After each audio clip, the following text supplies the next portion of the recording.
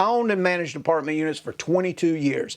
In that entire time, I had maybe 5 people ask to see the lease before signing it. 5. And that's a problem, because that lease controls your cash flow for the entire time you live there. And here's what happens. You tour the apartment. You like it. You get approved. And now you're picturing where your couch is going to go. You're looking at the apartment emotionally. The landlord is looking at it contractually. You're looking at the keys. They're looking at the agreement.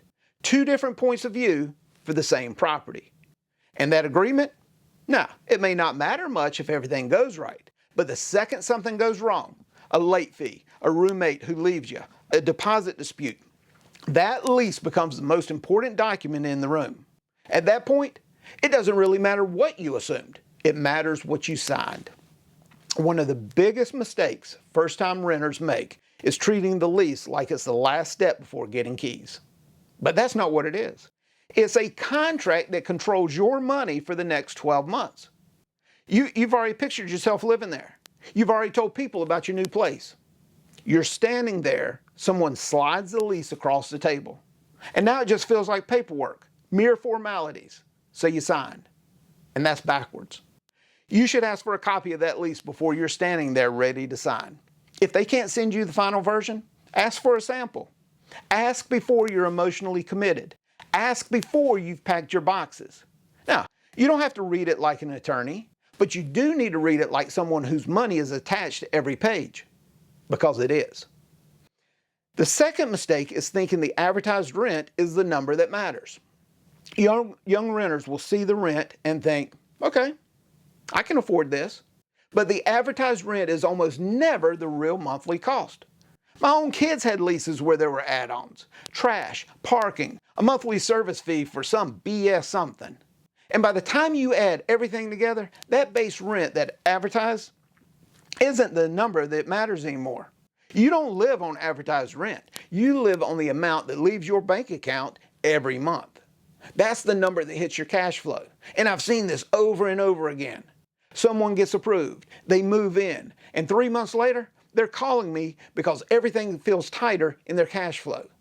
Not because they can't pay the rent, but because they never calculated the full cost.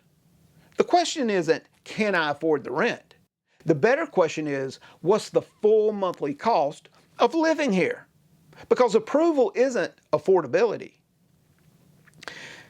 The third mistake is inspecting the unit, but not the property.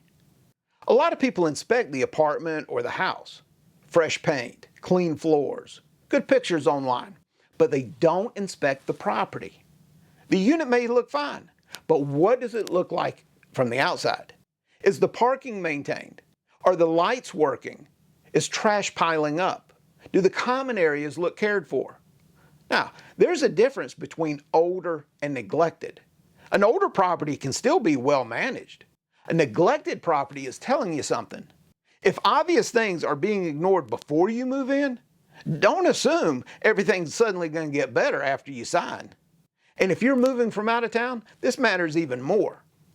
Online pictures show you the angles someone wanted you to see.